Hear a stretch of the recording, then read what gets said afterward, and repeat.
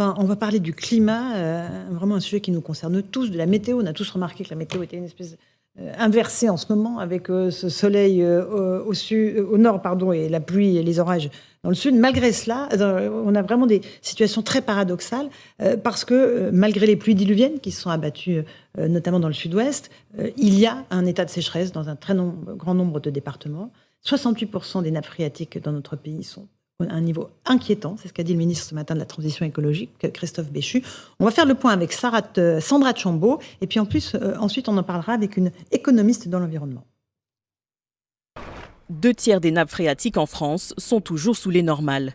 Christophe Béchu, le ministre de la Transition écologique, dresse un constat alarmant ce mercredi. C'est énorme, mais c'est malheureusement un chiffre qui est en ligne avec ce qu'on a connu ces derniers mois. On a eu une sécheresse terrible l'été dernier, donc on a fini l'été avec un niveau hyper bas. On a une situation qui est contrastée. Quand on compare par rapport à l'année dernière, ce qui frappe, c'est qu'on a une situation qui est meilleure en Bretagne et dans le Grand Ouest, mais qui est pire dans la vallée du Rhône et sur le pourtour méditerranéen. Une quinzaine de départements sont déjà en situation de crise sécheresse, le niveau de vigilance le plus élevé. En cause, un hiver sec, comme l'explique cet hydrogéologue Alain Dupuis. L'hiver que nous avons eu était un hiver sec. Ces niveaux ne sont pas remontés. Il y a même des endroits où les niveaux sont en baisse continue depuis l'année dernière, n'ont pas eu du tout de recharge. Et c'est là la problématique que l'on a, parce que souvent, ce sont ces réservoirs souterrains, ces nappes, qui servent pour produire l'eau potable. Face à cette pénurie d'eau, les agriculteurs tentent de sauver leur production, comme cet arboriculteur du sud de la France. Et vous voyez les branches, tout est sec. Tout est sec de la sécheresse. Ça, c'est un arbre qui est irrécupérable. Et on est qu'en mai. Donc ça veut dire que là, d'ici la fin de l'été, vu qu'il n'aura pas d'eau, tout le verger sera mort. Pour améliorer la gestion de l'eau, Emmanuel Macron a présenté fin mars un plan d'une 50aine de mesures. Je veux pour ça fixer un cap à notre nation, avec un objectif pour 2030, qui est de faire 10% d'économie d'eau dans tous les secteurs. Nous mobiliserons en plus de tous ces investissements 180 millions d'euros. Si la situation des nappes phréatiques s'est très légèrement améliorée courant mai, elle reste peu satisfaisante selon le Bureau de recherche géologique et minière. Effectivement, peu satisfaisante, c'est un euphémisme de le dire. Esther Creuser-Delbourg, vous êtes avec nous. Bonsoir, économiste de l'environnement. Est-ce que la situation est vraiment inquiétante à vos yeux sur l'état des nappes phréatiques en France ? Alors oui, c'est une situation inédite. On n'a jamais vu en fait un tel niveau pour les nappes phréatiques au mois de juin. On sait qu'elles ne se sont pas rechargées cet hiver. Et en fait, ce qu'on voit, notamment à travers votre reportage, c'est que c'est pas seulement cet été qu'on va avoir des problèmes, mais c'est sur l'été d'après et ceux d'après, parce que toute la végétation qui a séché et qui va mourir en fait cette année parce qu'elle n'aura pas eu assez d'eau, elle va mettre potentiellement des années à se régénérer. Donc c'est pas seulement cet été qu'on va avoir des problèmes, il faut déjà commencer à préparer l'été d'après. On a passé un palier, maintenant on sait que nos hivers seront toujours de plus en plus courts, de plus en plus doux, que les périodes de canicule ou de sécheresse extrême vont s'étendre, et donc il faut s'attendre maintenant chaque année en fait à faire attention à tous nos usages de l'eau, parce que a priori on ne va pas revenir en arrière. Est-ce qu'il y a un paradoxe à voir qu'il y a des pluies diluviennes à certains endroits, notamment dans le sud, d'énormes quantités de pluie en un minimum de temps, ça ne suffit pas en fait à remplir les nappes phréatiques, on est bien d'accord ? Oui, absolument. Effectivement, c'est bien en hiver que les nappes phréatiques se rechargent, parce que c'est le moment où, quand la pluie tombe, elle est captée par les sols, et ce n'est pas la végétation qui la récupère. Dès qu'on passe au printemps, la végétation recommence à grandir, et c'est elle qui capte l'eau. Ça, c'est la première chose. Et ensuite, c'est vrai que sécheresse et inondation, en fait, sont très très liés, pour deux raisons. Parce que déjà, quand il fait très sec et que les sols sont secs, ils ne peuvent plus absorber l'eau. Donc du coup, c'est pour ça qu'on a vu dans les dernières semaines de l'eau qui ruisselle et qui provoque des inondations, parce que nos sols sont trop secs pour la récupérer. Et ensuite, il faut savoir que, en fait, la pluie, elle vient des arbres. Et donc, quand il y a beaucoup d'évaporation, ça provoque beaucoup de pluie. Mais s'il n'y a plus d'évaporation, il n'y a plus de pluie.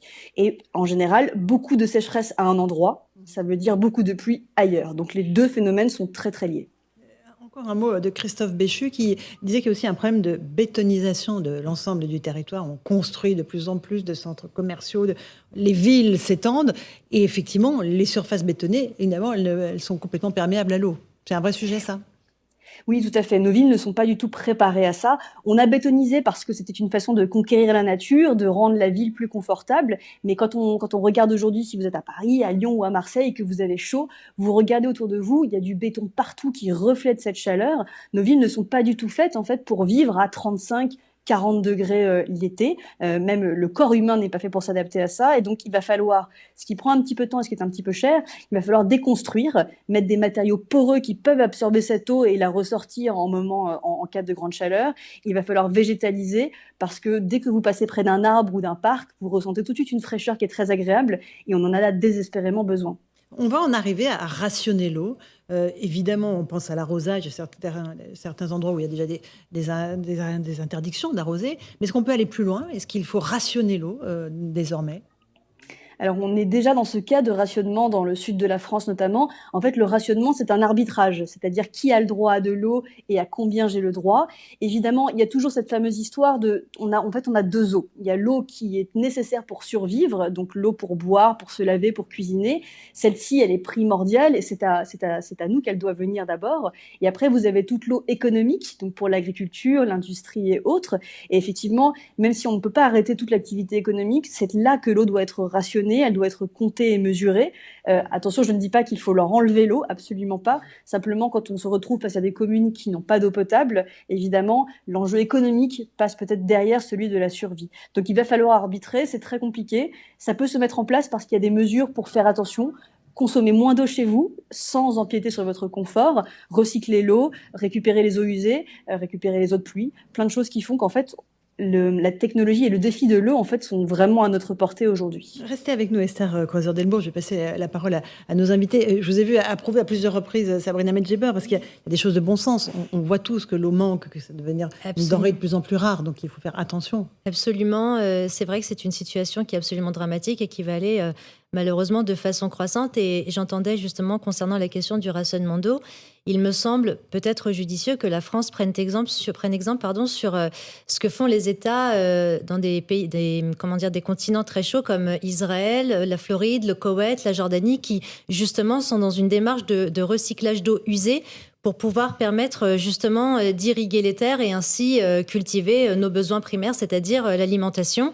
Et cela m'étonne que le président de la République n'ait pas pensé justement à créer des structures qui puissent permettre de recycler les eaux usées qui justement pallieront à ce défaut que nous avons malheureusement, ou en tout cas de la question de la raréfaction de l'eau. Le ministre de la Transition écologique rappelait ce matin que dans nos WC, il y a de l'eau potable. Alors qu'on pourrait utiliser évidemment de l'eau usée. Mais finalement, Maître Bovis, et je vais être peut-être un brin provocatrice, ça ne veut pas dire que les écologistes ont raison. Ils ont raison. Les activistes, ils ont raison quand ils nous alertent sur le fait que l'eau est une ressource précieuse et qui est le bien de tous. Non, mais ils ont raison. Mais après, l'écologie, si vous voulez, c'est une affaire de tous. Donc, je ne pense pas que l'écologie puisse être l'affaire d'un seul et unique parti qui, d'ailleurs, soit en passant, profite du prétexte écologique pour intenter des actions en justice et demander des dizaines de millions, et donc ce n'est pas une expression, c'est vraiment des dizaines de millions d'euros à l'État, aux juridictions administratives, donc de condamner l'État à leur profit, à leur verser des dizaines de millions d'euros, sous prétexte que l'État ne remplirait pas ses engagements en matière de baisse d'émissions de CO2. C'est notamment une décision qui était attendue du Conseil d'État début mai, qui effectivement a constaté que l'État avait respecté plus ou moins ses engagements de baisser les émissions de CO2.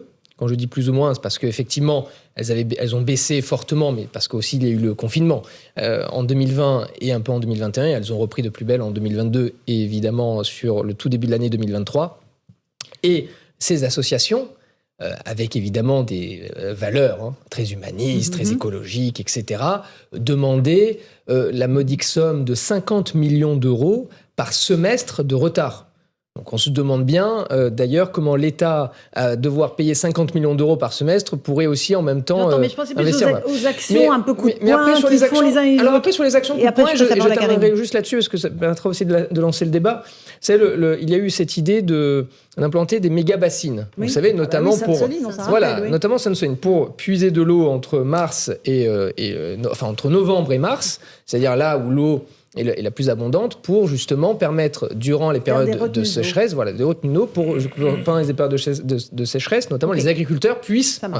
Mais les écologistes, là par exemple, étaient vent debout contre ces méga-bassines qui auraient permis justement... voilà. Il qu'il n'y avait que quelques agriculteurs qui captaient les réserves d'eau. Voilà, c'est toujours pareil. Mais vous voyez, le débat est lancé. Un petit mot et après je passerai la parole à Madame Creuser. À notre économiste de l'environnement.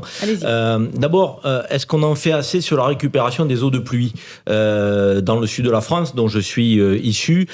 Il a plu en 2 jours, il est tombé l'équivalent de 2 mois de pluie. Est-ce qu'on est préparé à récupérer ces eaux de pluie qui peuvent servir pour l'agriculture et pour d'autres secteurs? C'est la première question. Est-ce qu'on est en avance? Est-ce qu'on ne l'est pas, nous, la France, à ce niveau-là? Et le deuxième sujet, j'ai vu une innovation. Je ne sais pas si vous, l'économiste de l'environnement que vous êtes, en a connaissance, et si oui, est-ce que vous pouvez nous en dire un peu plus? J'ai vu qu'il y avait des inventeurs d'une machine qui récupérait de l'atmosphère, de l'air atmosphérique, qui créait une forme de rosée, qui produisait jusqu'à 1 million de litres d'eau par jour. Donc j'ai vu ça, et les Chinois étaient à l'origine de cette innovation, notamment. Qu'en est-il? Ça veut dire qu'on peut fabriquer de l'eau, même si elle ne tombe pas naturellement. Absolument. Alors c'est vrai que sur la récupération des eaux de pluie, étant donné les pluies qu'on a connues les derniers jours, on a envie de se dire qu'on dispose d'une nouvelle ressource qui est tombée et dont il faut profiter. On est assez en retard sur la récupération des eaux de pluie. Encore une fois, on vient d'un pays où on a toujours eu beaucoup d'eau, ou quand on n'avait pas d'eau, on avait de l'argent pour y accéder. Aujourd'hui, cette eau de la pluie, il faut absolument la récupérer. Attention, en fonction de où vous la récupérez et comment, elle n'est pas forcément potable. Donc il est important de dire qu'il faut notamment la filtrer. Il y a des solutions très simples, notamment à base de charbon actif. Mais oui, il faut qu'on la récupère pour plusieurs usages, aussi bien dans les maisons, le plus qu'on peut, et je sais que j'avais vu que dans les surfaces de grande distribution, les récupérateurs d'eau de pluie dans le sud avaient fait un bond de 300% dans les points de vente, donc c'est important qu'on s'y mette. C'est important qu'on récupère les eaux usées. Aujourd'hui, notre potentiel d'utilisation des eaux recyclées dans les stations d'épuration n'est que de 1%. On ne peut pas monter jusqu'à 100% parce qu'une grande partie de ces eaux ont besoin d'être réinjectées dans le milieu naturel. La Seine ne pourrait pas exister si on ne remettait pas cette eau dans le milieu naturel, par exemple. Mais il faut qu'on puisse au moins monter à 20 ou 30% de notre potentiel. Et après, effectivement, vous avez raison, il y a beaucoup de technologies. Cette technologie en particulier qui récupère de l'air et qui produit de l'eau à partir de l'humidité dans l'air est extrêmement prometteuse. Je l'ai surtout vu déployer sur le continent africain, où en fait l'innovation, ce qu'on appelle l'innovation frugale, c'est-à-dire celle qui part de rien et qui doit coûter le moins cher, marche le mieux. Et cette eau, en général, elle est potable directement. Donc c'est assez prometteur. Le grand problème, c'est qu'il y a beaucoup de technologies de l'eau qui ne trouvent pas en fait preneur, qui ne trouvent pas de distribution. C'est parce qu'il faut financer. Tout l'argent qu'on a mis, par exemple, dans le CO2 pour financer la transition climatique et qu'on a mis sur le CO2, on ne l'a jamais mis sur l'eau parce que l'eau n'a jamais été regardée comme une matière économique, comme un bien qu'il fallait regarder. En fait, l'eau a toujours été invisible. Et ça va changer. Merci beaucoup Esther Creuser-Delbourg de nous avoir éclairé sur ce sujet vital de l'eau.